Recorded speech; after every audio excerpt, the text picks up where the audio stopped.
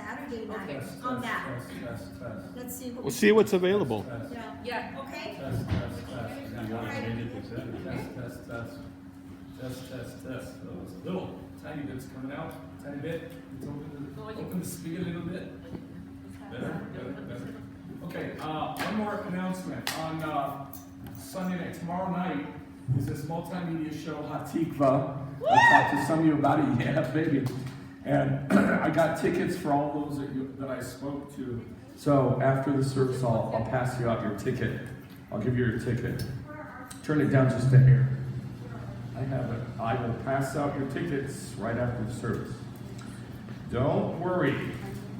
Don't worry. Those of you who don't know about it, it's a multimedia, music, film, narration, acting extravaganza about, it's called Hatikva, which is the national anthem of Israel. So it's about why they chose that song, how that song was written, how they applied it, why it became the national anthem of Israel. So it's all about tied in with the birth of the nation of Israel. It's been all over the world, highly touted.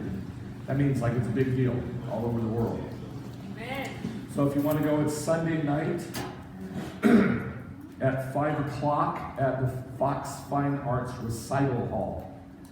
And it's $5 a piece. However, I think that it's going to be full, and I don't know that you'll be able to get tickets at the door. You can still get tickets now. All right. Michael? Yes, sir. Go ahead. Yes, sir. Oh, are we all gonna meet in one place? Yeah, we'll talk about that after. Okay. All right.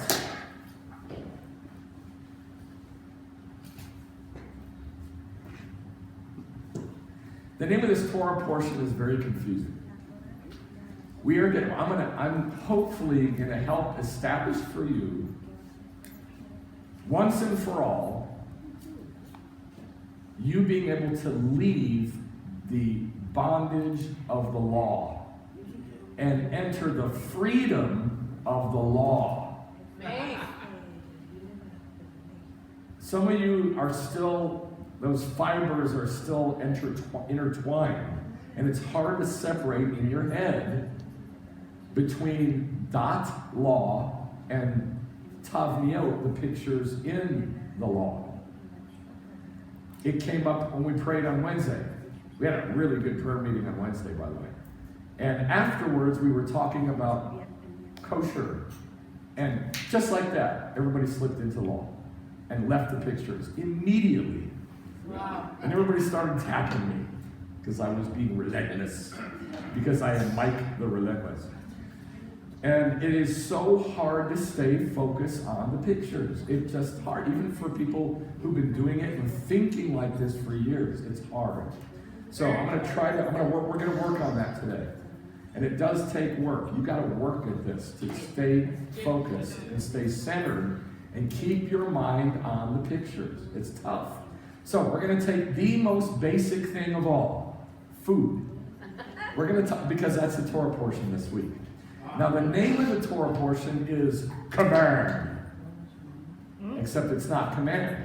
Suggestions? That's how it's translated in the Bible. Commandments, tzvaot, mitzvot. Tzava, I command you, Moses. That's how it's translated. It is not command. That's right. It is the word tzav, which literally means to set up or establish.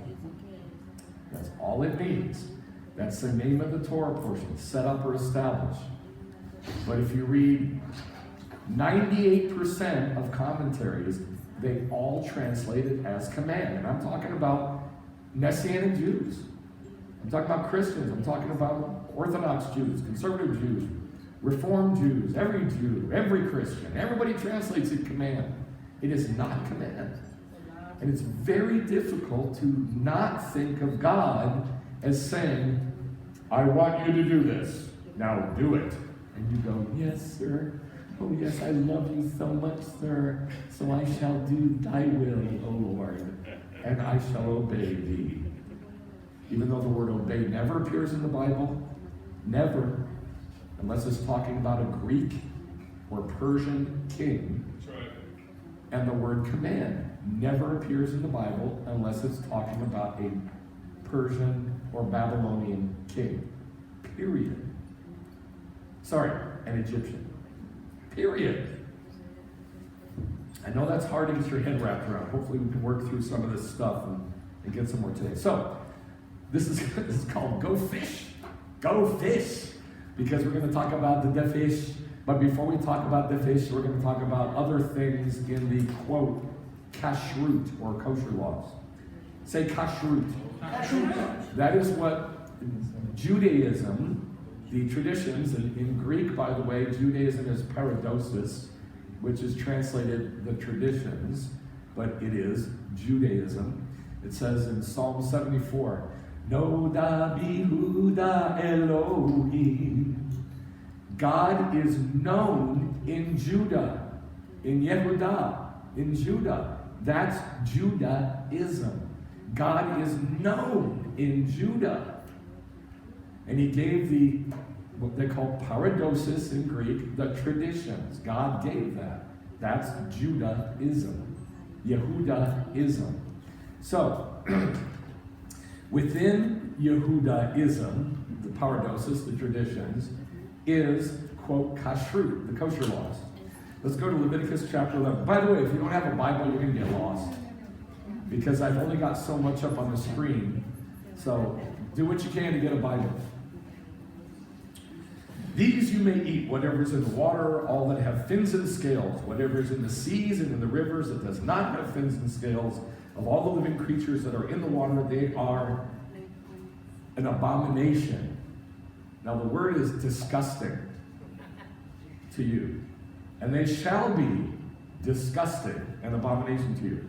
You may not eat of their flesh, and their carcasses you will hold as disgusting, an abomination. Whatever is in the water does not have fins and scales is disgusting, an abomination to you. 4 times. Now this is what we're going to eventually focus on. Is that with the fish, with the things in the ocean, if it doesn't have fins and scales, it is supposed to be what? Disgusting. Disgusting to you. Now that sounds like a command, like God is commanding you, be thou disgusted, right? If you take the Bible as commands, still, if you still have a hard time thinking the Bible has nothing but pictures, and all of us do, then it's hard not to think of that as, I command thee to be disgusted. So that's what we're going to try to work on. All right. Now, there's 6 different categories that are in the kosher laws, in kashrut, in Leviticus chapter 11. The first one is 4 exceptions to the rule of behemot. Behemot means just beasts, like animals, beasts. Dogs, bears, lions, cats, I don't know, whatever. Anything that's like a beast, an animal. Sheep, goats, gazelle. But there's 4 exceptions to these. And that's what it starts out with. These are the creatures which you may eat from all the animals that are on the earth. Whatever has a hoof, a split hoof, thus making completely split, is what it says in Hebrew. That means like from top to bottom. The split has to go from top to bottom. And choose cud among the animals that you may eat. That you may eat. Nevertheless, you are not to eat the camel, for though it chews the cud, it does not divide the hoof. It is, what does it say? Wrong. You could either look at the Bible or you can look up here. Either one, take your choice. You can't see. You can't see close or far. You're in deep trouble. So, Unclean to you. is the animal unclean? No. No. This is an invitation. Now, what it says in Hebrew, we're going to look at it later. I'm going to show you the Hebrew for it. The word for to you, plural, is lachem. And it says that every single time in this chapter, but nobody sees it. And we didn't see it either. I didn't see this for 25 years. I didn't see lachem in Hebrew, to you, for 25 years. So for 25 years, I was like, well, God, once he says that camel is unclean. But it doesn't say that. It says it's unclean to you. Huge difference. If I tell you that house is wicked, it's got bad things in it, that's totally different from, hey, I want you to consider that house disgusting. Totally different. It's an invitation for you to act, feel, think a certain way. And that's what this is. It's an invitation. Likewise, the chiffon. Now, chiffon is a coney. You know, like Coney Island?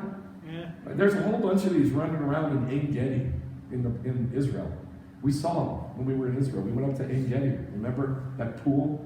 People were, swimming in the pool. This was in September or October. No, that's when I went. That's when I went, in September. Yes, we went in December, but I went in September. And there's these little things about this big, kind of like a mixture of a rabbit and a ground squirrel and a raccoon. And if you mix those three together, about that big, there's these little things running all over the place. That's a chiffon or a coney. These used to populate New York. That's why there's a Coney Island in New Jersey, New York, because there was lots of them. There probably still are, I don't know. But that's a coney or chiffon. Why is it unclean to us? Because even though it chews cud, it doesn't have a split hoof. So it's got one, but it doesn't have the other. Therefore, it is what? Unclean to, let's say us. Let's say that. Unclean to us. No, let's not say that. Say unclean to you, because that's what it says in Hebrew. To you, plural. Unclean to you. I'm going to show you the Hebrew later. And then he says in verse 6, the rabbit also, for even though it chews cud, it doesn't divide the hoof. So it is what? Unclean to you. The pig.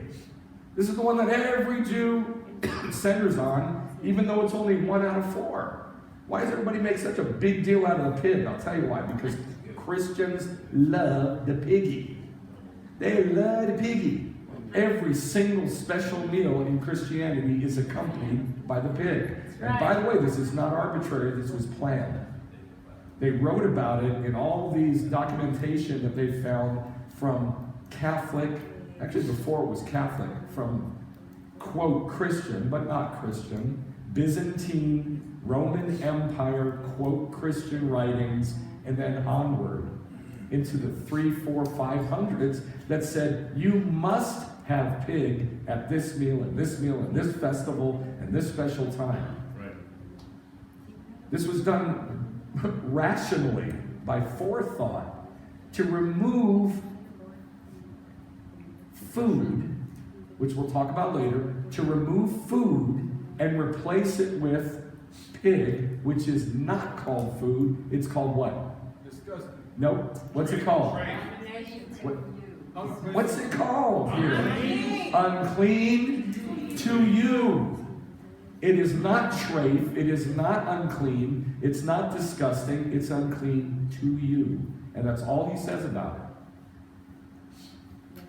You with me so far? Yes. It is as unclean to you as a camel or a coney. Whatever that means. But they're so cute. Hey, by the way, a rabbit, which is so cute and cuddly. Do you know what a rabbit is in Hebrew? Arnevet. You know what that means? Enemy. What is it in Hebrew? Arnevet. Arnevet? Arnevet. Which means literally an enemy. Boy, they. Cute little fuzzy thing. Isn't that weird? Okay. And then he says,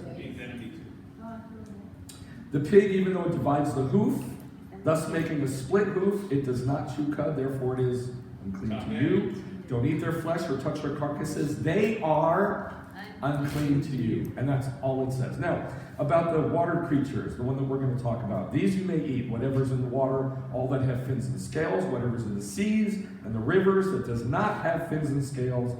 Of all the living creatures that are in the water, they are, it doesn't say unclean to you. What does it say? Abomination. Disgusting, abomination to you. Are they an abomination? No.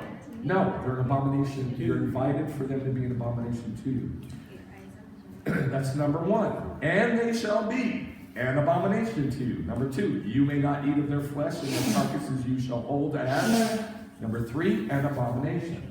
Hold it as an abomination, like consider it. as an abomination. Whatever is in the water does not have fins and scales is number 4, an abomination to you. Does God ever say that shrimp is unclean to you? To me, Yes or no? Well, yeah. No. To me, No. that's what you just said. No, I didn't. I said 4 times something else. Oh, Does he ever say the shrimp is unclean to you? No, it says it's an abomination. It's an abomination to you. This is different. This is different. Right. One thing God says about it, I want that to be unclean to you. I want you to look at that as unclean. Another thing he says, I want you to look at that as disgusting. Right. Not Slightly different. worse. Now, the next thing, birds. We're going to talk about birds. These you shall hold as an abomination among the birds. They are an abomination. They are an abomination. Right. Look at that. See, those he does say they are. Yes. Oh, I'm sorry. Hit the wrong button. Where is it? Oh. Where are you at? Birds. There we go. They are an abomination. Not to you. Period. Period. Yeah. Isn't that weird? That's cool. Is that the NAV version? This is kind of a mixture of New American Standard and Rashi's translation in the Tanakh. The Jewish one, it just says detestable. Yeah, well, I'm going to go over the Hebrew so you can see what this means. You shall hold as an abomination among the birds. They are an abomination, not to be eaten. The eagle, the vulture, the buzzard, the kite, the falcon in its kind, every raven in its kind, the ostrich and the owl and the seagull and the hawk in its kind, and the little owl and the cormorant and the great owl and the white owl and the pelican and the carrion vulture and the stork, the heron in its kinds, and the hoopoe and the bat. Now I've taken all the extraneous words out and just stuck the animals, run right after the other like a shopping list, just to make it shorter. But what do we not see about the birds? What do we not see about the birds? They're not unclean. No, wrong. Just the opposite. He doesn't say to you, Oh, well, yeah, that's true also. right? He doesn't say to you about the birds. So these birds that are listed, now follow what I'm saying. These birds that are listed are not unclean to us. They are unclean, abomination. They are detestable. They are an abomination in and of themselves. So here's what I'm saying. I don't think he's talking about birds. I think that there's a clue in the passage that tells us he's not talking about birds. He's talking about something, but it ain't birds. We'll talk about that. The next one, insects. All the winged insects that walk on all 4 are an abomination to you.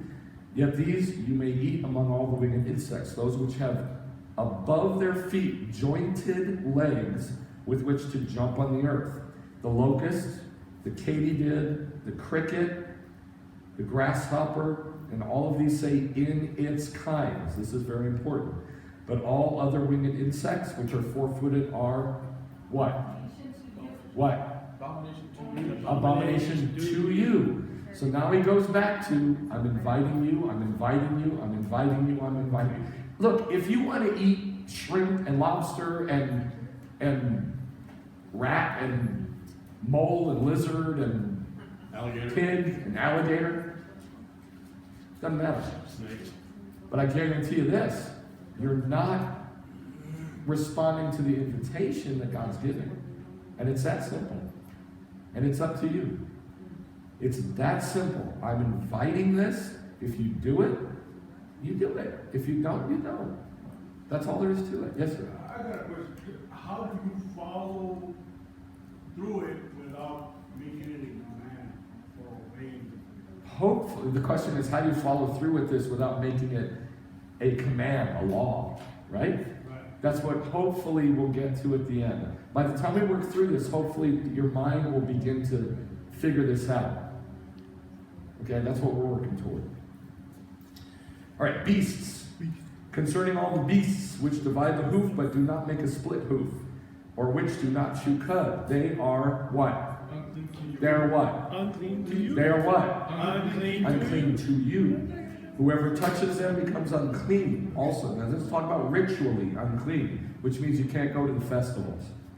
That's when it says you become unclean. It's not talking about God's mad at you or something spiritual. It literally means you can't go up to the temple for the festival. That's what it means. Sounds like he's mad at me. Until you go to the mikveh. That's all it means. Also, whatever walks on its paws among all the creatures that walk on four are unclean to you. It's an invitation. Whoever touches their carcass becomes unclean. They are unclean to you. How many times has he said that beasts that don't divide the hoof and chew cud are unclean to you? How many times did he say that in this little portion? 3 times. How many? 3. 3. Unclean to you, unclean to you, unclean to you. Now, creeping things. This is everything else. Reptiles, amphibians, stuff like that. Except grasshopper. Grasshoppers are not an amphibian or a reptile. It's an insect. It's an insect. Now, these are to you the unclean. In Hebrew, it's virtually the same as unclean to you. It's just switched, but it's the same words. These are unclean to you among the swarming things that swarm on the earth. The weasel and the mouse and the toad and the hedgehog and the lizard and the snail and the mole and the chameleon. These are to you the unclean among all the swarming things. So again, he invites. There's only one category that he did not give an invitation for the animals to be unclean to us. What is it? Birds. Birds. We're not studying the birds, but we're going to talk about this, that this is strange. Yeah. That he never gives an invitation for us to be grossed out by stork tartare. He never says it. We're going to talk about that. All right. So the question is, why did God give the kosher laws? Before we go to the next thing, just think. I want you to start thinking. Why then did God give the kosher laws? To make us holy? Yes, sir. It's a picture. Why did God give the kosher laws? I mean, yeah, it's a picture, but I mean, you got to really think about this, because this has to do with every day, 3 times a day minimum for you, minimum for me. We eat every day. We eat all kinds of stuff every day, even snacking. So this really does affect us. Why did he say this? Well, my dad said, I always say, Dad, why did God make the kosher laws then? Why did he do it? Because they didn't have refrigerators. That was his answer. He was serious. They had no refrigeration. Right. So all these things that are listed, apparently refrigeration would help them. No. But not deer meat. That doesn't go bad, I guess. So we got to really think about this. Why did God give the, quote, kosher laws, which are not laws, they're pictures? Okay. There's several things we need to work through. And this is hopefully going to help you, Willie. If we work through this, hopefully you'll figure this out. Job chapter 12. Job chapter 12. Oh, can you do me a favor? Can you get my old man glasses from that box? Please, Doug. Tanks, buddy. Yes, I can. Chapter 12, verse 7. Now, if you just take this in context, just thank you. It's not that big a deal, but if you take it as God's word and God's trying to communicate, it is a very big deal. Ask now the beasts, and they will teach you. The word is Torah. They will Torah you. What does Torah mean? Instruct. Instruct. Ask the beasts, and they will instruct you. And the birds of the heavens, and let them tell you. It's Haggadah. Like we read a Haggadah at Paso, it's the same word. Hagid, to tell. To recite. That's what the birds do. In other words, to recite a story. And speak to the earth. And let it Torah you. Let it instruct you. And let the fish write and enumerate. It's the word sofer, from where we get the word sefer Torah, writing, scroll. It's the word scroll or writing. It means actually to scrape or inscribe. So this is like written. This is, in other words, this is shopping lists. Let it make lists for you and like make things really understandable and divide it all up and make it very, very understandable. That's a sofer, a scribe. And it's saying that the fish will be a scribe for you. So, what are the 4 things that'll teach us? Beasts, behemoth, birds, the earth, means the ground, and I take that to mean, the things that live on the ground and the insects that live in the ground, and then the fish. These things will teach us, they'll instruct us about things. So the question is, what will they instruct us? Colossians 2. Now if I lose anybody, here's where I'm going to lose you. If I lose anybody, here's where I'm going to lose you, because this is our main heartbeat passage from which everything that we do and understand comes. Thank you. Colossians 2, 16 and 17. Thank you. Gesund. Therefore, he's talking to Gentiles. Therefore, Gentiles, let no one act as your judge in regard to food or drink. We're just going to skip the next ones. Verse 17. Things which are a shadow. If it says mirror in your Bible is wrong, because that does not appear in Greek. It says things which are a shadow of what is to come. But the body, it says in Greek, the body is Messiah. So, Messiah is the body. Jewish stuff is the shadow. Food and drink, the new moon, the Sabbath, and the festivals. But we want to talk about food and drink. What's food? What's food? Stuff that I eat. Huh? Stuff that I eat. Maybe. Stuff that. What sustains the flesh? Substance? No, like, what is food? Like, really, what is food? That Don't which spiritualize sustains it. Things that we eat.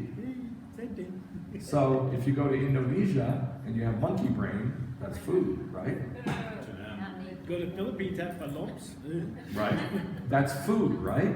No, it's duck eggs. You can't have it both ways. You're saying it's what you eat. So if you go to Indonesia and you have monkey brain, chilled monkey brain, which they do, with coconut milk, is that food? To them. Okay. Yes. All right. Now it says that food, whatever that is, and drink, whatever that is a shadow cast by the body that casts a shadow, which is Messiah. So therefore, if you look at food, what should you see? The body. Messiah. You should see Yeshua. Are you going to see Yeshua in chilled monkey brains with coconut milk? That's the question. Don't make a judgment yet. Yes. Just ask the question. Just ask the question. That's what it says. Whatever food Exactly. is part of the shadow cast by Yeshua. So if you look at that food, you should see what's casting the shadow, which is the Messiah. Amen. Okay. So let's find out what food is. Right? Doesn't that make sense? We should do that, yeah? Yes. Okay, let's go back to our passage, Leviticus 11. And we are told 3 times precisely and exactly what God says food is. That which may be eaten. Verse 34, 11:34. I'm going to read it the way it says it in Hebrew. Any food, that which may be eaten. So what's food? That which you eat. That which may be eaten. That which may be eaten is food. So you got to figure out what may be eaten. That's why God spent all that time making shopping lists of alligators and grasshoppers and bears and snakes and stuff so that you can know what is food. Any food, that is, that which may be eaten. All right, and then in verse 39, also, if one of the animals dies, which you have for food, is a pig kosher? No. No. You went to the law. Just like that, you went to the law. Is a pig kosher? Yes. Unclean You went to the you. law. He's unclean to Some you. may. He's unclean to you. There's no such thing as is a pig kosher. There's no such thing. I didn't even tell you what kosher means. Kosher is a Hebrew word meaning fit. And it's not even in the passage. Not one single time. So let me ask you this way. Is a pig unclean? Wrong. It never says that. And I'll prove it. Unclean to you. You see how quick you go back. This, you got to work through this stuff. It takes practice. And you got to practice and practice and practice and practice. Where's the pig? Where my piggy at? Verse 7, I think. Yeah, I'm looking up here. Okay, here we go. The pig, for though it divides the hoof, thus making a split hoof, and doesn't chew cud, it is what? Unclean to you. Is it unclean? No. No, it is. It's unclean to you. It's unclean to you. If you want it to be. If you accept that. If you consider it unclean, it is unclean to you. And that's what God is saying He would like. Yes.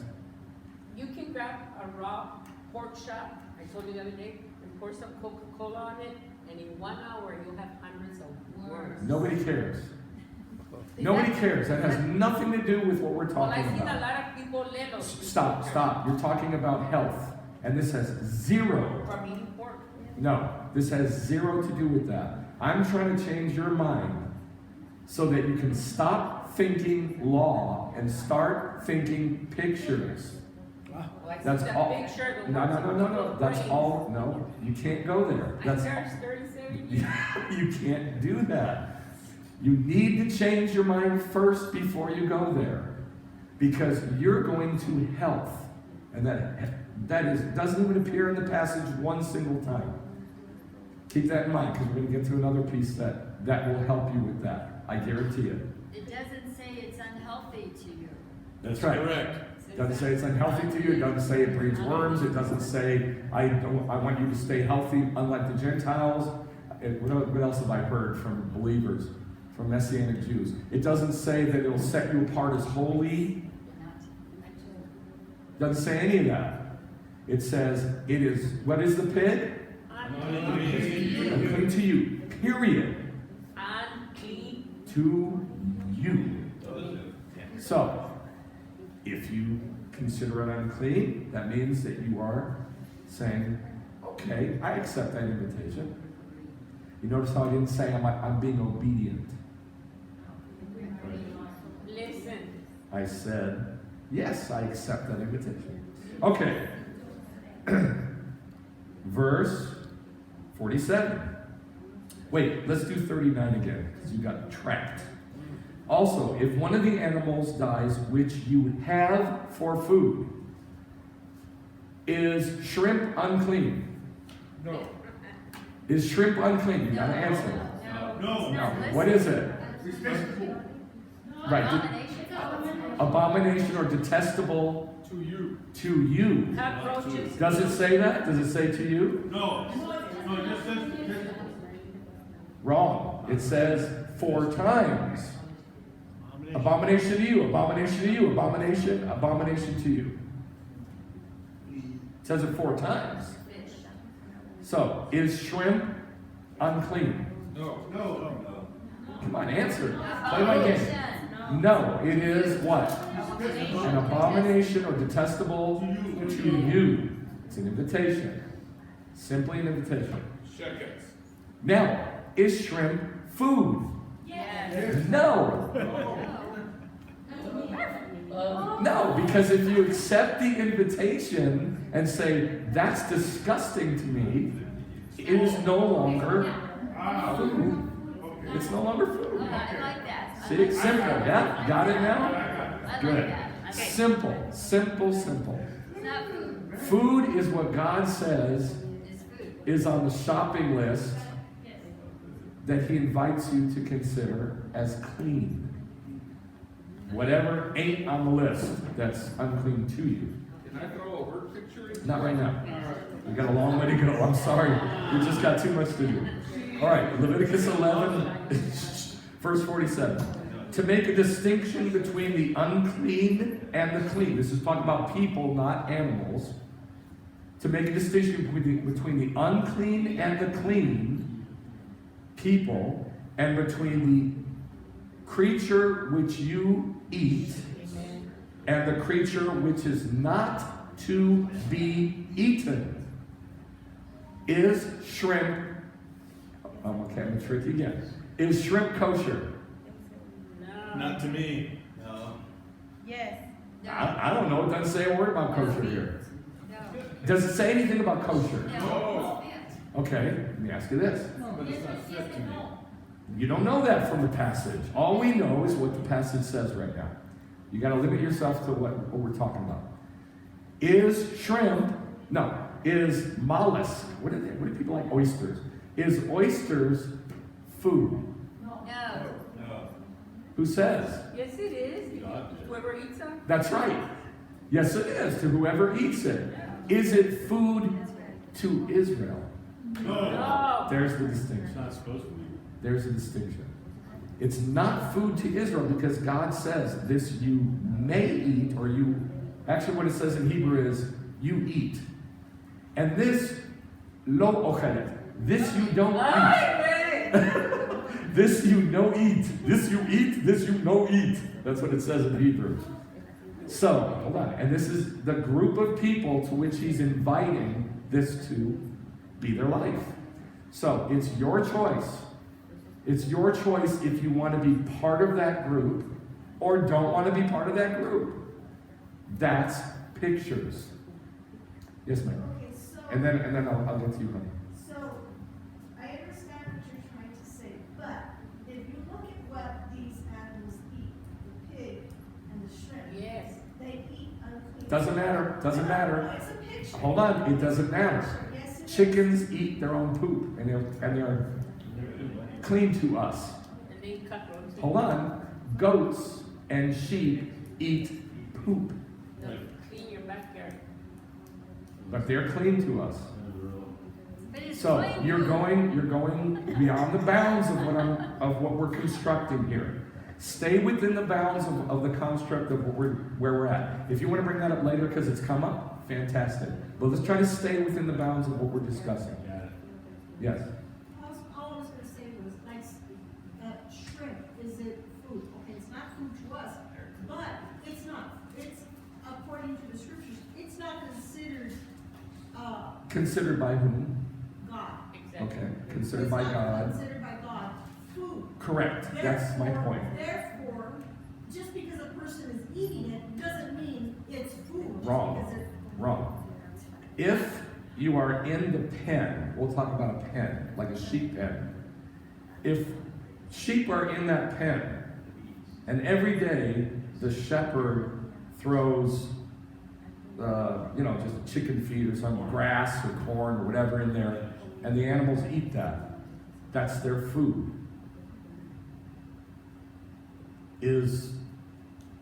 Are insects their food? Yeah. Sometimes. Yeah. No, because that's not what they're fed by the shepherd. Stay within the construct of where we're at. In that pen, are insects their food? No. Answer me. No. Okay. That's how this works. God is creating a boundary in which there's a group of human beings, and then He tells them, this is your food, this is lo ochel. This you don't eat, this no eat. This eat, this no eat. And it's that simple. Then If you take it farther than that, you're going to make a mistake. I guarantee it. You're going to get confused. It's an invitation. All right, let's go to Mark chapter 7. Hopefully I can help you through this, I hope. This is complicated. Because spiritual leaders aren't supposed to talk about poop. But we have to. They're not supposed to talk about bathroom But we have to. Says who? Yes. It's the way it is. Just the way it is. Sorry, what was the It scripture? says who? Mark chapter 7. 14. And we have to talk about it because that's what Yeshua said. It's what Yeshua said. Everybody reads this passage and then immediately leaves what Yeshua says about it and starts inventing all kinds of stuff. Mark 7:14. Oh yes, I know this passage very well. You think you do? After he called the multitude to him, he began saying to them, Shema, listen to me, all of you, and understand, there's nothing outside the man which going into him can defile him. Really? You can't become unclean by eating oysters? Nope. Can you? No. Can you become unclean by eating a dead rat? Yes. But he says there's nothing outside of you that you bring in that can make you unclean. Go to the execute. Doesn't he? That's what he said. Yes or no? Yes. Okay, you're lost already. It makes you unclean. Hold on, let's back up. You're lost already. Plain Greek. Let's back up. Explain. Yeshua became flesh. Sorry, I messed that up. Yeah. The Torah, the Tanakh, the whole entire Bible, Old Testament, became a human being. So everything out of Yeshua's mouth has to be where? In the Tanakh. So these words are not the words of the Christ that floats around on, in sandals. These are the words of the Torah. Where does the Torah say there's nothing outside a man going into him that can make him unclean? In Leviticus 11. We just read it. Those are, let's say, the pig. Is the pig unclean? No. To me. What is it? Unclean to you. It cannot make you unclean. It's an animal. It can't make you unclean. It's an animal. Now I'm real confused. But it's because we're in the New Testament. But the things which proceed out of the man are what make him unclean, defile him. So in other words, You're right. please pay attention. Amen. So what he's saying is this. All the discussion of animals and food and pigs and shrimp and oysters and ostriches, that is spiritual. It's not physical. It's spiritual. It's a picture. It's a shadow to teach you stuff. Go to the beasts. Go to the earth. Go to the fish. Go to the birds. And they will teach you. Amen. It's not about food. It's not about fat. It's not about health. It's about learning spiritual stuff. So, when was the last time you learned something from what you ate? Or didn't eat? When was the last time you led somebody to the Lord talking about shrimp or oyster or sheep or goats or bulls or snakes? That's what it's there for, to learn spiritual stuff. Period. It goes no farther than that. It's only pictures, shadows cast by Yeshua. Rumination. Let's not go there. Okay. And then he says, if anybody has ears to hear, to Shema, you better pay attention and hear. So he leaves the multitude, and they're like, what were you talking about? And in verse 18, he says, you guys are so dumb still? You don't get it still? You still lack understanding? Dude, don't you understand that whatever goes into the man from outside cannot make him unclean? Because it doesn't go into his heart, it goes into his stomach and he poops it out. Oh, yeah. That's what makes it clean. It's That's about... why they eat their own poop. We got to start from the beginning. No. No, you're wrong. You got lost. The animals eat their own poop. No, you got lost. Okay. Oh, boy. It's not talking about that. You need to stay in that pen of what we're discussing.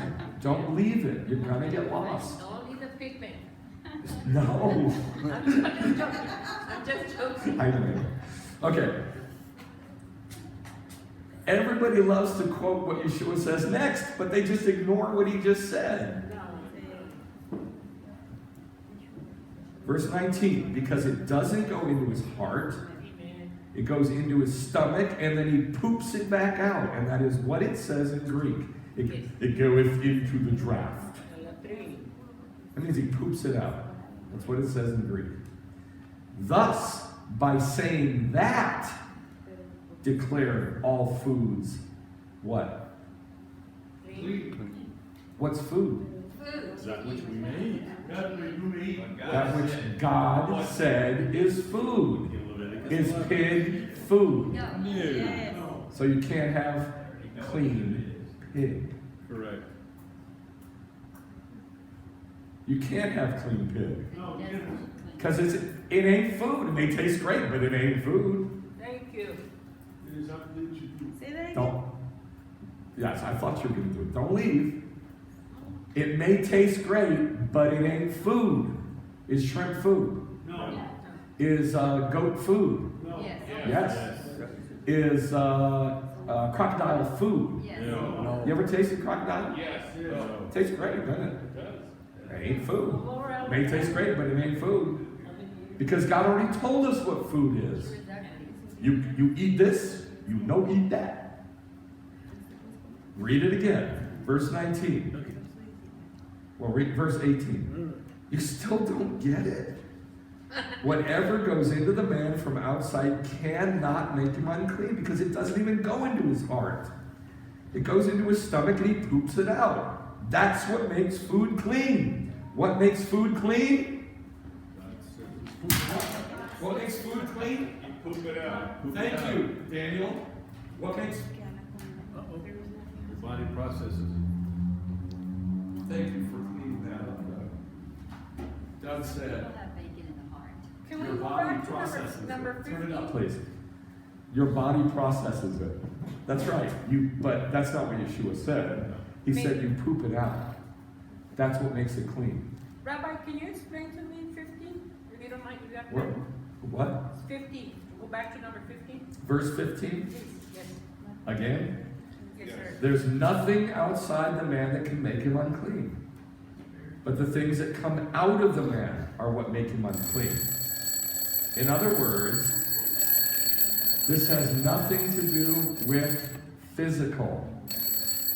The discussion of food has nothing to do with anything physical. It's about what? Spiritual. Spiritual. Period. It's pictures. Period. Oh, hold on just a second. Let me nail this down. So the second you leave the talk of spiritual things, if you're discussing animals, what can be eaten, what can't be eaten, or what should be eaten, what should not be eaten, the second you leave that, you're wrong. You're gone. You're outside of what God said. And you've left the understanding of what he's trying to give us understanding of. That's why Yeshua said, you still don't get it, you have no understanding. Because they left the understanding. Yes. Isaiah 59:3. For your hands are defiled with blood and your fingers with Oh, goodness. That has nothing to do with what we're talking about. Your lips have spoken lies and your tongue. Yeah, that has nothing to do with what we're talking about. Let's try to stay focused on what we're talking about. Stop, you say that. Well, we're about to get there, so let's. It's really hard to stay on one track. I can do, on a good day, I can do one thing at a time. So I got to try to stay focused because I think that's about to come up. I think. You let me know if I answer that for you, okay? Because I think it's about to come up. You did on 20. Okay. Okay.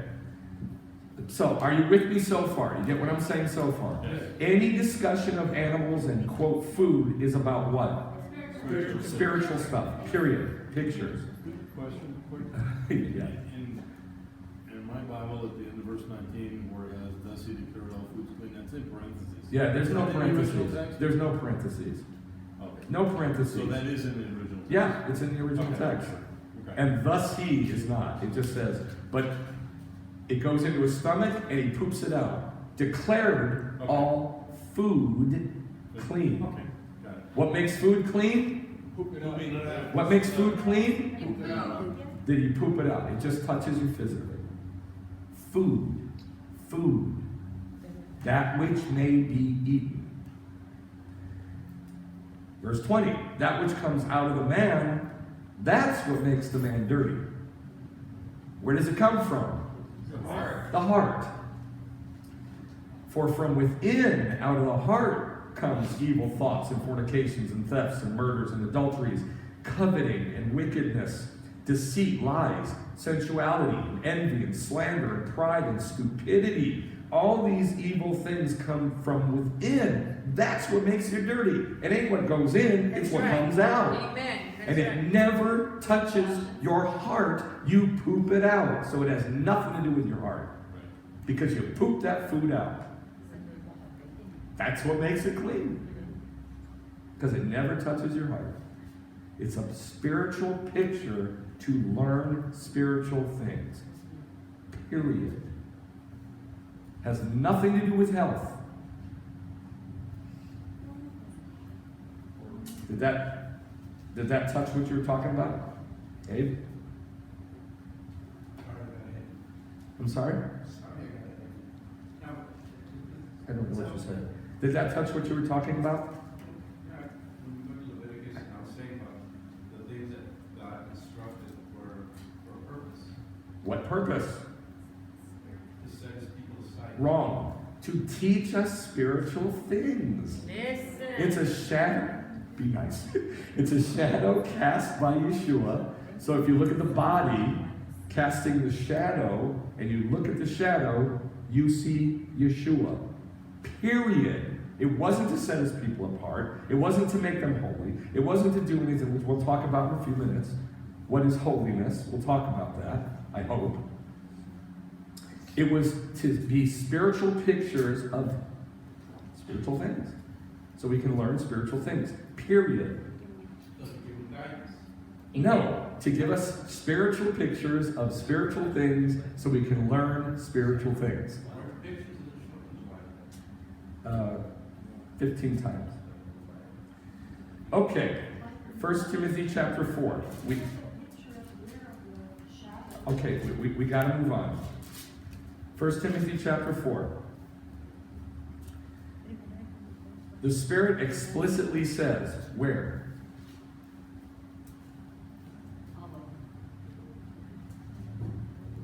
If the New Testament says that the Spirit says something real Tanakh. explicitly, Tanakh. it's got to be in the Tanakh. It has to be. So, in the Tanakh somewhere, it says, in the latter times, some will fall away from the emunah, from the understanding, from the faith, paying attention to deceitful spirits and doctrines of demons. By means of the hypocrisy of liars seared in their own conscience like with a branding iron, men who say this, they forbid marriage and abstaining from what? Nope, not meats. Torah. Nope, not Mine says Torah. because they distanced themselves from Torah. No, they say to forbid. They say forbid marriage and abstain from what? Their own desires. Food. Food. Food. The demons say stay away from what? Spiritual things. Food. Food. What's food? What God said. That which God said was food. Eat, don't eat. That which God said to eat. But the demons come and they say, stay away from that, quote, kosher stuff. Stay away from the kosher stuff. Because they're liars. Because it is a shadow cast by Yeshua. Come on, man. Come on, man. Come on. Yeah, the big Come shit. on.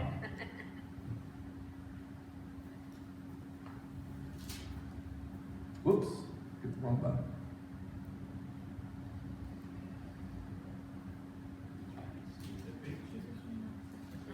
This. It's a shadow cast by Yeshua. Period. And the demons come along and say, don't do that. Christ set us free from the law. Eat oysters. Eat shrimp. Eat pork. Eat rat. Eat crocodile. It ain't food. The demons forbid marriage. The demons forbid the eating of what? Food. Of what? Food. And God tells us what food is.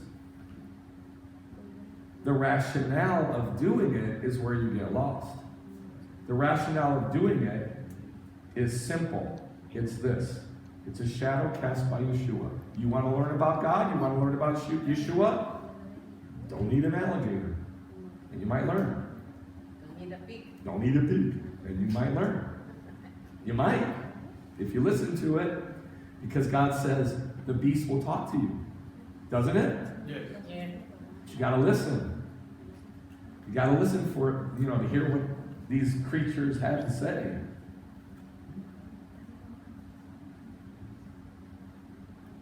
Whoop.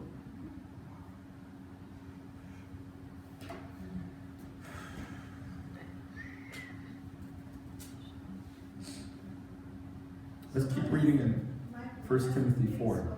I'm sorry, what? What has the pig spoken to you? Many, many, many things. It's not time. I'm trying to get the rationale across of how this works. Tzav. Okay, verse 3. So these demons, deceitful spirits, doctrines of demons, say don't get married and don't eat food, which God has created. Now you're going to get lost again, I think. I hope not. God has created to be gratefully shared in by those who believe and know the truth. See, believers can eat anything they want. That's what's been taught for centuries. This verse says that believers can eat anything they want. All you got to do is go, oh Lord, thank you for this food, and bless it to the nourishment of our body. Amen. In the name of Christ. Done. You put the little magic formula on it, and you can do whatever you want. Now, that's what people have done, and you know this, they've been doing this for centuries. It doesn't say that. It says, we already know what food is, and the demons say, don't eat food, which God has created to be gratefully shared in. What are the believers supposed to gratefully share in what? The food God gave us. What are the believers supposed to gratefully share in? Food. Food. Food. By those who believe and know the truth. Because everything created by God is good. And nothing, you see, you can eat whatever you want. And nothing is to be rejected, not even the chilled monkey brains and coconut milk, if it is received with gratitude. That's all you have to do is be thankful. That's all. Amen? Sister? I mean, it's so easy to go there in your mind, isn't it? Yeah. If you don't know what food is. I got a question. Hold on. You guys ask the questions back here. I know. For everything created by God is good, and nothing is to be rejected if it is received with gratitude. What is the pen in which he is talking about? Food. Food. That he calls. We already know what food is. He's already defined food for us. That's what he's referring to, and nothing else, because he said food. So let's not add to it. What's your question? We got a problem in our society that you go to a house and they invite you to dinner and they have pork chops. Eat the salad. Why? That's what you have to eat. So you- Okay, listen. You're going to have to work all these questions out. I'm not here to teach about that right now. I'm here to teach about to change your mind so you can think pictures, period. That's all we're doing. All that other stuff that we got to work through in the world, that's going to take years. Just gotta listen. And we got to bang at it and work it out, and we will. And it's hard to say. Okay. Verse 5. For it is sanctified. What is sanctified? What is sanctified? Food. Food is set apart. The word sanctified is kadosh, holy, set apart. Food is set apart by means of the Word of God. Where is the Word of God setting apart food? Leviticus 11. Thank you. Leviticus 11. Thank you. That's all he's saying. He's saying you've already set it apart in Leviticus 11 for you. You know what food is. And prayer. What's the prayer? Thanksgiving. Baruch atah Adonai Eloheinu melech haolam hamotzi lechem min haaretz. You say this for no matter what you eat. Who brings forth the bread from the earth. That's sanctified. What does sanctified mean? Set apart. Now this is what they translate as holy. And this is the whole problem with religion. If you don't have pictures firmly set in your mind, and by the way, if you don't, cool. It takes years to get it. I've been doing pictures, thinking pictures, obsessed with pictures for 33 years, and still sometimes it's so easy to slip back and stop thinking pictures. It's easy. So no judgment, okay? If you're still thinking law instead of pictures, you want to be holy. You do. You want to be holy. Don't you? Okay, normal, natural. Of course you do. The problem is, what the hell does that mean? Set apart. Okay, yes. Is what it means to me. It means set apart. Set apart. You meant What does it mean? set apart to God. It's like being on a merry-go-round. You shall be holy. Okay, how? You shall be holy. Okay, great. How? You shall be holy. Great. How? And it just goes on and on and on. And everybody's got their own idea of how to be holy. Well, it's simple. Do a Jewish thing. Thank you. That's what holiness is. He says, I'm setting apart this as food. Eat food. This, no eat. You do that, you know holy. You do that, it's kadosh. It's set apart. And it works like that with every single Jewish thing on the planet. Every single thing of Judaism on the planet. That's right. Every paradosis, every tradition of Judaism on the planet It's kadosh. is kadosh. Amen. You do it, you're kadosh.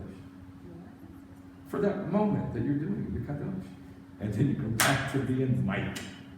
You go back to being you. But every time you are kadosh, Yeah.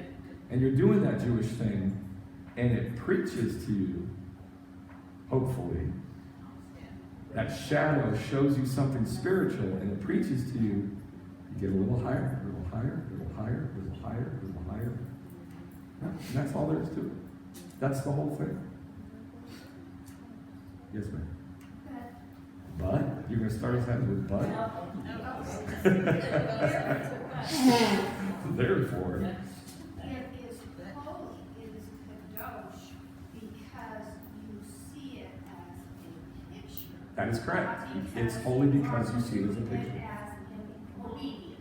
Well, that was my whole point.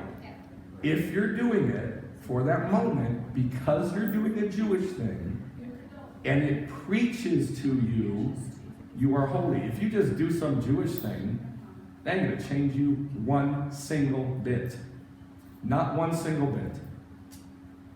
You don't have to believe me, but I've been doing this a long time, and dude, I've been living it since I was born. I know what I'm talking about. I know all the problems with it. I know all the good parts of it. And I know how quick it is to slip into the law. So, you're going to have to work these things out for yourself. However, I think we've made some progress toward thinking clearly. I think. I can feel a little bit of things happening. So, I'm going to skip ahead. We're going to break this up into two teachings. Yes. I can't hear you. Can we give examples? Oh, What the Lord is showing us. with- No, not right now. Look what's next. Whoa, sorry. Look what's next.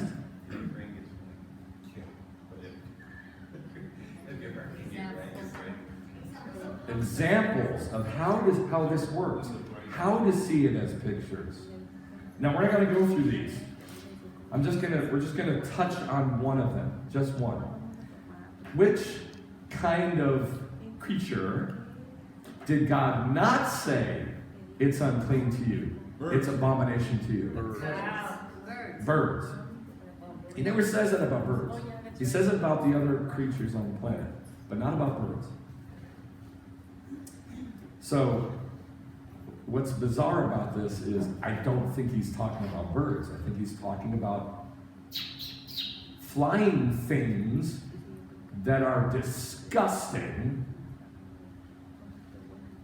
and they're pictured by the kite and the raven and the ostrich and the ossifrash and the vulture and the eagle, the hawk, the hoopoe, the bat. Whatever he's talking about ain't those. He's talking about something spiritual. How do we know it's something spiritual? This is the picture. Because it's everything in food, or let me say it this way, everything in the quote kosher laws is about spiritual things. So I'm saying, I don't think he's talking about the animals themselves. I think he's talking about something else. All right, let's talk about the fish. Just one thing. Genesis chapter 9. Next week, we're going to break this up into 2 teachings. I'm not going to be here next week. Then I guess you want me next week. So where do we have to go to have you teach us next week then? I don't know. Genesis 9, we'll talk about it. Genesis chapter 9, verse 9.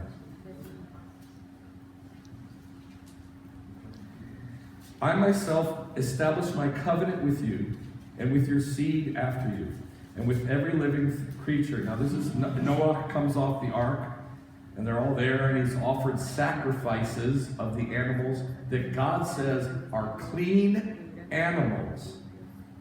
That's what he says. Right. He says, take 7 of the clean animals, and that's what he says, and 2 of the unclean animals. So before the Torah was given, God called them clean animals and unclean animals. Correct. But when the Torah was given to teach us about spiritual things, he changes it. And he says, unclean to you. Abomination to you. So it says, with every living creature, verse 10, that is with you, the birds, the cattle, the beasts of the earth with you, and everything that comes out of the ark, even every beast of the earth, I establish my covenant with you. Gesund. I establish my covenant with you, and all flesh shall never again be cut off by the water of the flood, neither shall there again be a flood to destroy the earth. So God makes a covenant with everything on the planet, right? Yep. No. Yep. No, with Noah. No, he said every animal, every creature on the ark. Yeah. But did he make a covenant with every single thing? Every flesh, every animal? Just what was on the ark. Everything except what? Wrong. Well, he Because says he the said, covenant is with Abraham. bring the birds on the ark. They went off the ark and made a covenant with them. What thing did he not make a covenant with? Cow. Hey, when he brought the flood, what didn't die? Fish. Anything in the sea.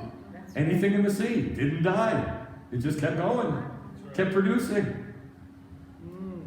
So when he made the covenant, he made it with everything on the planet except fish. Everything out of the water. Yeah, in the water. Right, you're right. Verse 11, and I establish my covenant with you, and all flesh shall never again be cut off by the water of the flood, and there will never be a flood to destroy the earth. And God said, this is the sign. He shows the rainbow, and he says, for all generations, you're going to see this bow in the cloud, and know it's a sign that I'll never destroy the earth again. And when I bring the cloud over the earth, you're going to see the cloud and the rainbow in the cloud, and I will remember my covenant, which is between me and you and every living creature of all flesh, and never again will the water become a flood to destroy all flesh. But it didn't destroy the fish. So there's no covenant with that which is in the sea. Right. Why? And God said to Noah, verse 17, this is the sign of the covenant that I've established between me and all flesh that is on the earth, the aretz, the land. So the covenant was with everything that was in the land, on the land, not in the sea. So the question is why? You can't drown them. Yeah, but why? Why did God do that? Why didn't God say, and the fish too, by the way? They don't deserve a covenant? How come a snake deserves a covenant with God? How come a scorpion and a gnat They didn't need the covenant because they weren't destroyed in the flood. Yeah, but that's, So they were exempt. what does that say about God's heart? Again, because the animals in the sea are not a picture of a spiritual You're the one who's thinking clearly right now. Because the things in the sea are not a picture of that which God has a covenant with. Who did God make a covenant with? Things on the earth. Not in this passage, just in general. Who did God make a covenant with? Us, Who's us? the Jews, People. Abraham, Isaac, and Jacob, Jacob, and Israel. their children, Thank you. the sons of Israel. Period. Period. Gentile says he broke. Okay. So that which is on the earth that he made a covenant with are a picture of the ones that God made a covenant with. Amen. And the ones who are in the sea are a picture of those who God made no covenant with. Right? Right. It says that in the Bible many times. It says that very thing. Go to Isaiah 17. Now it makes sense. Good. Isaiah 17. It says it, and these are just a few. It says it many, many times. Isaiah 17, verse, there is no Isaiah 7. It's Isaiah 7, I think. No, it's not Isaiah 7. Isaiah 14. There is an Isaiah. No, what am I saying? It's Isaiah 17, verse 12. Alas, the uproar of many peoples. How many nations are there? 70. How many? 70. I can't hear you. 70. Who roar like the roaring of the seas. And the rumbling of Gentiles who rush on like the rumbling of mighty waters. The sea is a picture of the Gentiles. This is well established in the Bible many times. The nations, the Gentiles, rumble on like the rumbling of many waters. Go to Isaiah 57.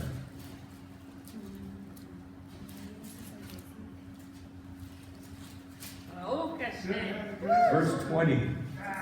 But the wicked are like the tossing sea. It cannot be quiet, and its waters toss up poop and mud. Who tosses up poop and mud like the sea? Who? The Gentiles. Very simple picture. Ouch. Go to Jeremiah chapter 5. Go to Jeremiah chapter 5. Verse 22. This is a really important one. I have placed the sand as a boundary for the sea. Who's the sand? I will make your children like the sand of the sea. Who's the sand? The Jews. The Jews are a boundary for whom? The Gentiles. Got it? Picture.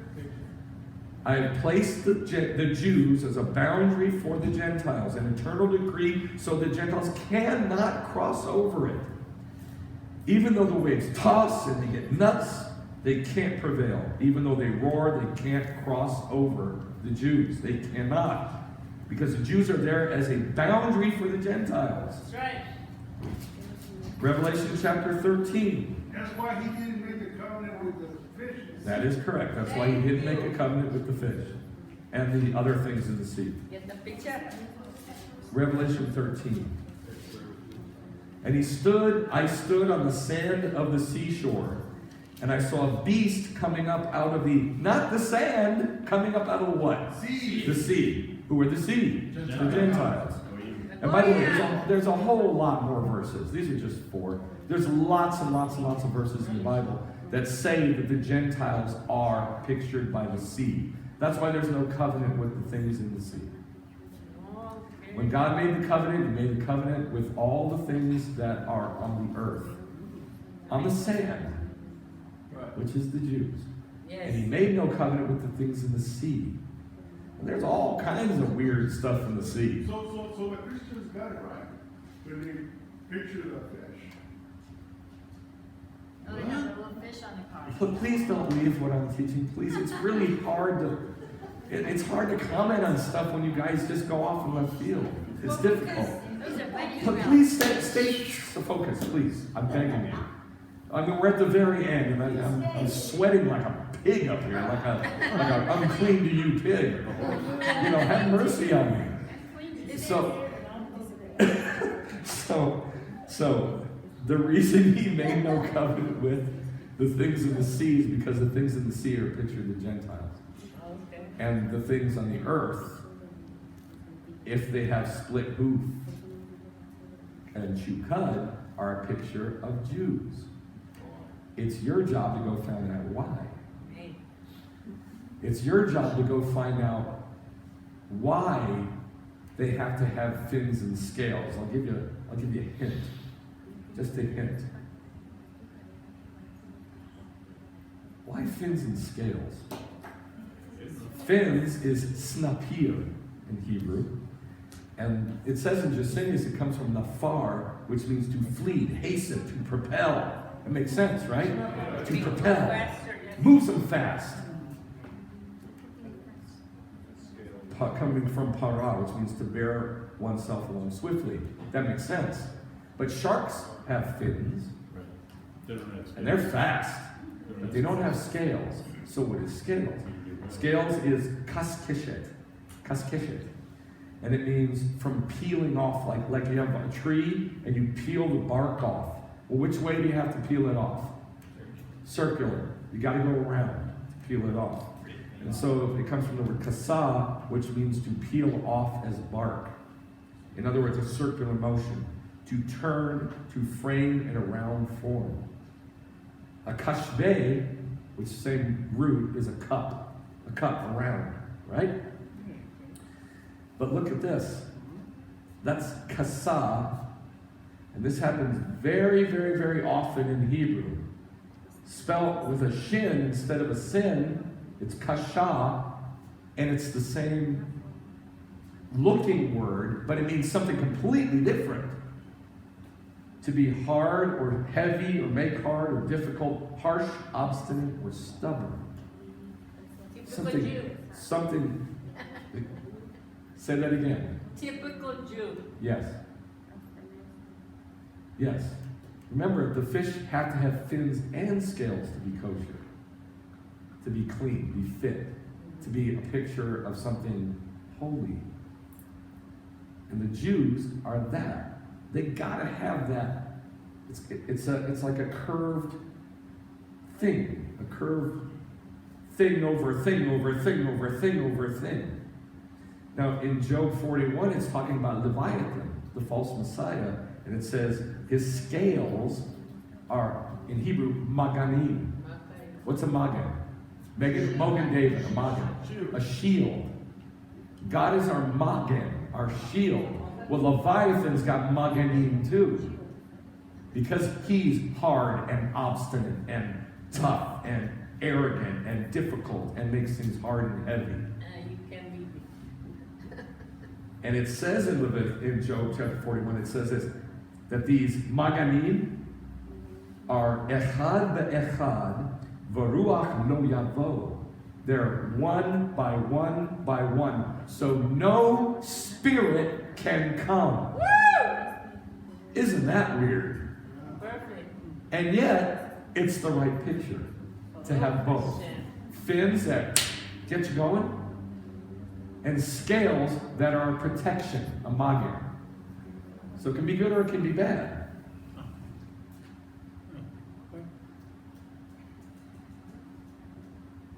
So, Leviathan has scales. The false messiah is called shaketz, samim. What's called the abomination of desolation? Abomination of desolation, you've heard of that, right? Yeah. Okay, the abomination is the word shaketz. That God says 4 times that the things without fins and scales are abomination to you. It says it 4 times. The false messiah, the Leviathan, is called the shaketz samim, the abomination of desolation. So you gotta have both. The Jews have gotta have both. Protection and speed. Why do we have to have speed? Think of rivers. Think of fish in the rivers, not in the seas. in the rivers? Propel. To propel you how? Upstream. Upstream. Right. The Jordan, you know what that means? Jordan? Going down. Descender. It means descender, right? Go down. Well, it goes from the Sea of Galilee, and you go in that descender. Where does it end up? Dead Sea. The Dead Sea, where nothing can live. That's hell.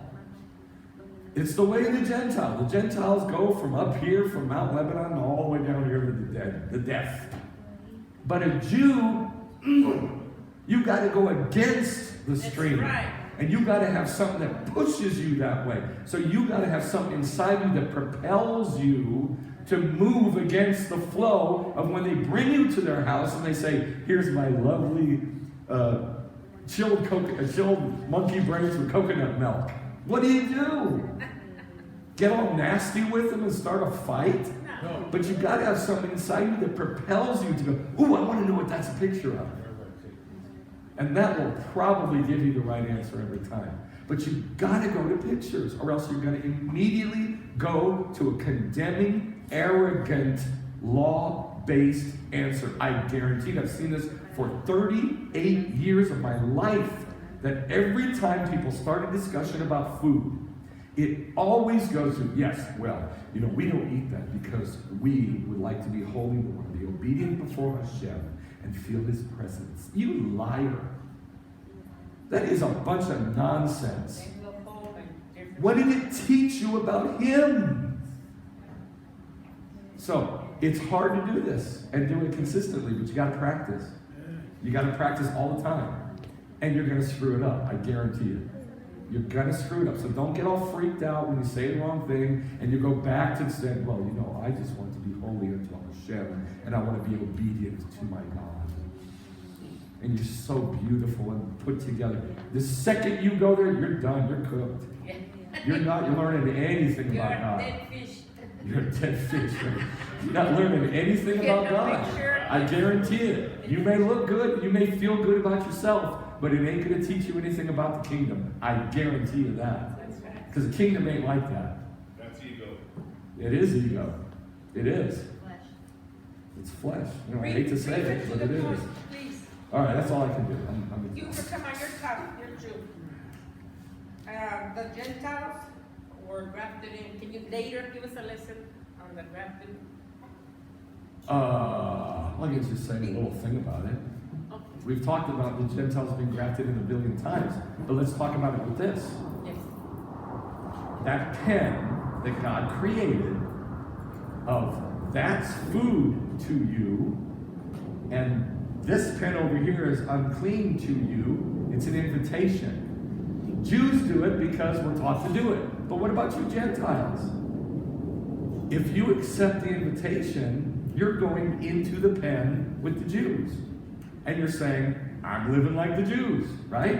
Right. That's being grafted in. And it stops there. There's nothing more to it than that. It's that simple.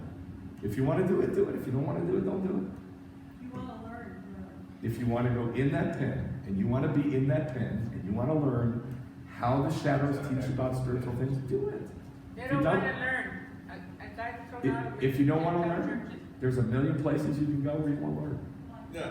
I've been to hundreds of Gentile churches in El Paso, they know me, and the minute I bring up who we are and explain to them about the grafted. Hannah, do you realize that this is not getting on tape because the camera's going this way? Do you understand that? Because the mic is there. The mic is here, the camera's there, and on you. Yes. Let's get a couple of examples of stuff we learned. All right, come here. How you can learn from the pictures. Eileen wants to give you a couple examples of what we learned.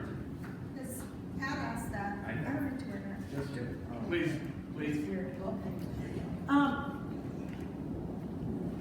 There's an amazing thing that you can read in the Talmud, that when you're eating, there's sparks, okay, that come from food. And basically those sparks are the revelation that you can get from the food, okay? So, or animals in general. We years back, we saw this amazing video about it was called, I think, The Nature of Sex, and it was about all these animals in the kingdom, and it was just amazing. The monkeys. And it was just like, you know, the production and whatever. Anyway, they were showing a monkey. And the monkey was just like standing there, and all of a sudden it just starts having sex with this other monkey. And then it stops, and then it's just looking around like, doo-doo-doo, I didn't do anything. And then all of a sudden, you know, he's just looking around. It's like, okay, nobody's looking, and there he goes again. He starts having sex with the other monkey. And then he stops, and then he's just like, I didn't do anything. I didn't do anything. And Michael and I are sitting there, and we're like, oh my gosh. They just look like lust and like adultery. And it's like, what is going on here?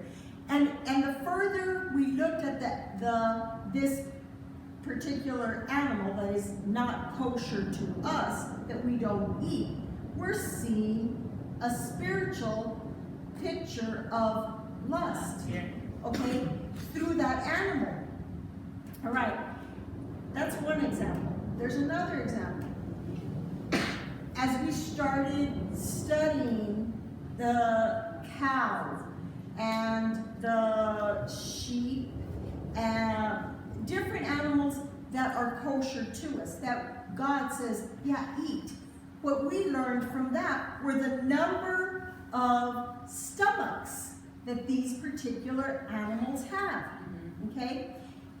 When we were studying the cow has like five